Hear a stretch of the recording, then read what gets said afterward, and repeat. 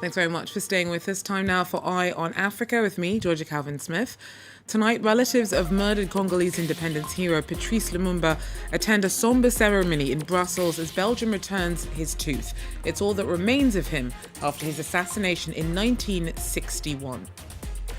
Also, East African leaders meet in Nairobi to discuss the instability caused by dozens of armed groups operating in DR Congo.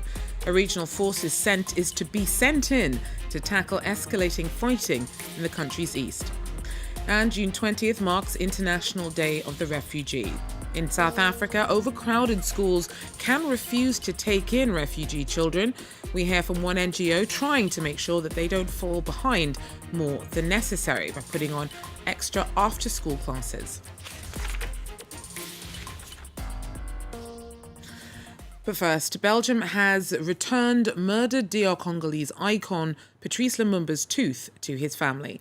The relic is all that remains of the country's first prime minister, who was killed by separatists in 1961 in violence that was sanctioned by the former colonial power.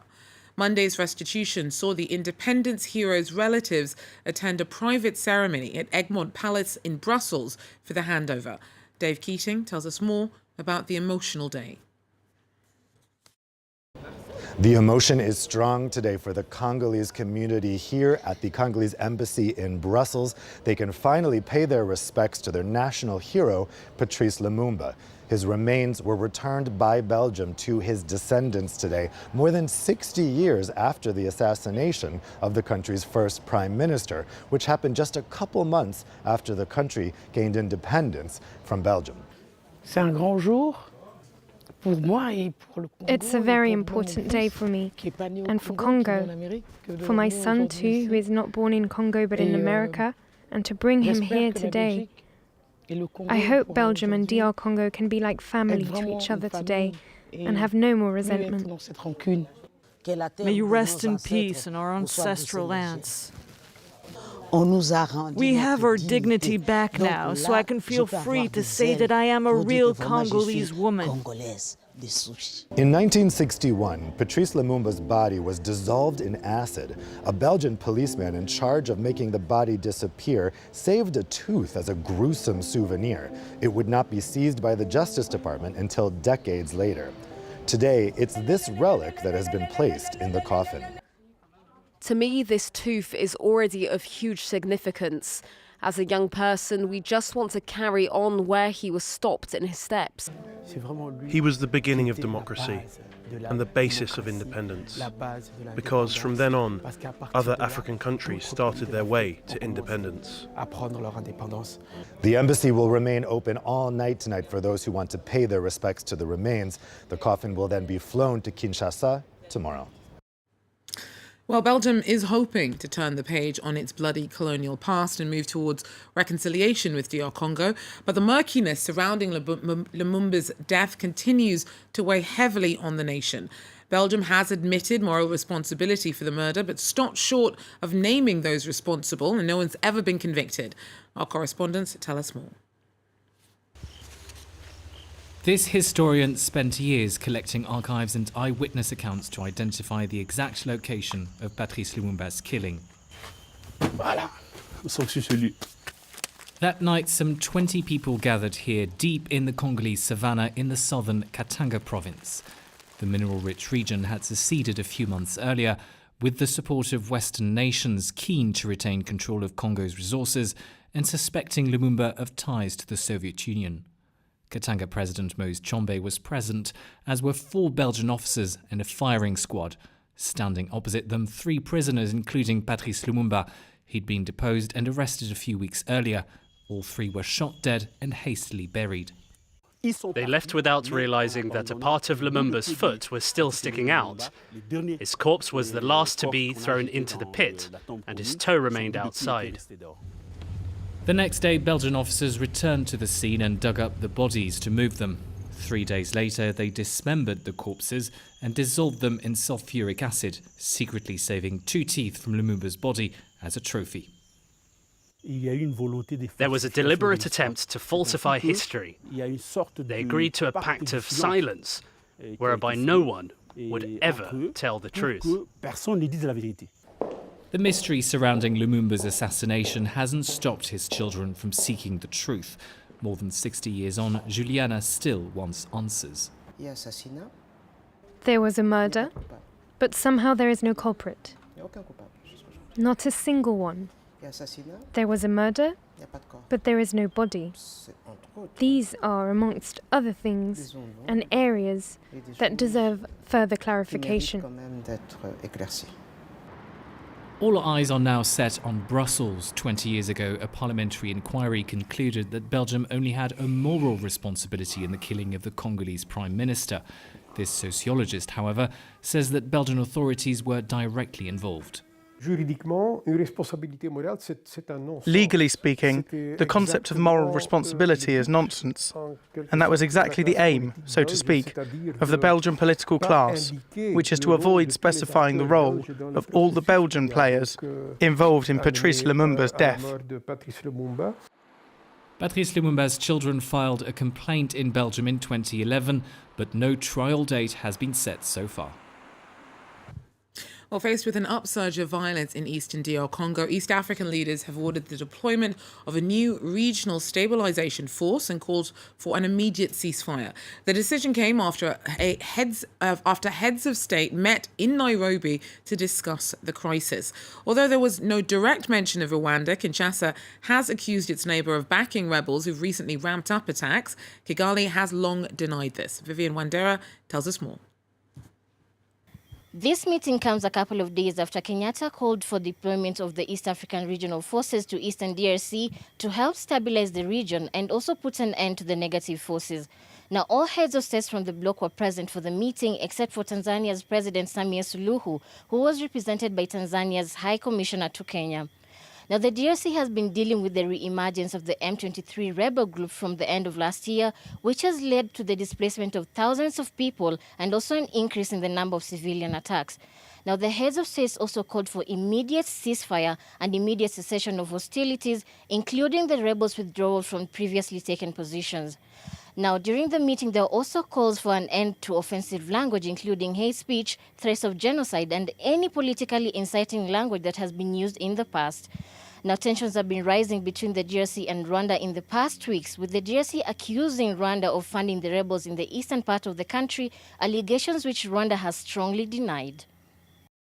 Vivian Wandera there for us. Now, over 130 people were killed in central Mali by suspected Islamist extremists over the weekend. Local officials say that armed men systematically attacked civilians in Dialasagu and the nearby towns in the Bankas Circle. The government's blamed al-Qaeda-linked jihadists from the Messina Katiba for the violence. And Ukrainian President Volodymyr Zelensky has addressed the African Union and said that Africa has been badly impacted by Russia's invasion of his country. The Eastern European leader has been trying to drum up more support from Africa as the conflict continues. Zelensky's proposed opening discussions for a major political and economic conference on ties between Ukraine and Africa. The conflict has triggered major food shortages on the continent. Africa is actually a hostage. It is a hostage of those who unleashed war against our state. Yes, this is war. Russia's war against Ukraine. Not a crisis, not a conflict, as it is sometimes referred to. No, this is a war, a brutal war and aggression. Well, June 20th marks International Day of the Refugee. Those forced from their homelands often struggle to maintain access to basic services, and the impact can be even more devastating for children. In South Africa, overcrowded schools can refuse to take in refugee children. Our correspondent sent us this report on an NGO trying to make sure that migrant kids don't fall behind more than necessary. In South Africa, after local children head home from class, others head into schools offering bridging education lessons. The project is called 3 to 6 to reflect the time that the special classes are held. They're attended by pupils whose families come from across the continent. Their families often share one room in flats in central Johannesburg. Even though every child has a constitutional right to education, many state schools are over capacity and sometimes refuse to take in the children of migrants. So institutions like Sacred Heart College host extra classes. Their teachers like Justine Kimbala are all refugees. She couldn't find formal work for a decade, so she eventually became a teacher here. It was like, yes, you are at home with your own children that you are looking after. It was very inspiring, looking at them the way they were progressing. From grade R, they went up to grade 6, and now some of them have finished universities and they are working. 326 supply uniforms, stationery and healthy meals. It throws a lifeline to children who are struggling to adapt. Magnifique arrived in South Africa from Congo when she was 10. After her father fell ill and died, she became determined to become a heart surgeon. We came with a car. So it took us 2 days from Congo to here. And it was hard learning English. I was scared to go to the shop because I didn't know how to speak English. And to buy something was hard. And when we went to the park, those kids were laughing at us. I want to go back and build a hospital in Congo.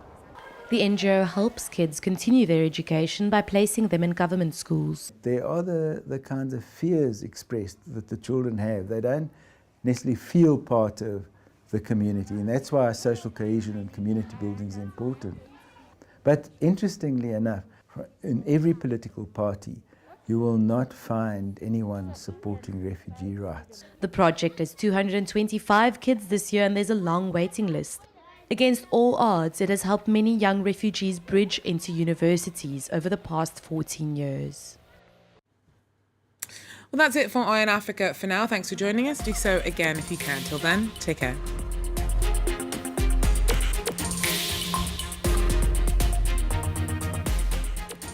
Thanks very much for staying with us. Time now for Eye on Africa with me, Georgia Calvin-Smith. All the latest in politics, economics and the arts in Africa on France 24. Our journalists are in every region, every country, to report on the emergence of a continent of unparalleled riches. Bringing you Africa's stories on France 24. Thanks for joining us. Do so again. Take care. Liberté, égalité, actualité. Fake news. Noun. False stories that appear to be news, spread on the internet or using other media. At France 24, our job is to provide you with information that's been verified. We check sources, we check facts, we sort what is true from what is fake. At the France 24 Observers, we verify photos and videos circulating online. If they're fake, we let you know and tell you how we spotted them. In Fact or Fake, we dig into viral stories around Europe to shake out the truth from the trash. Every day, the Info Migrants team scours social networks to fight fake news about the reality of migration. France 24, news based on facts. Liberté, égalité, actualité.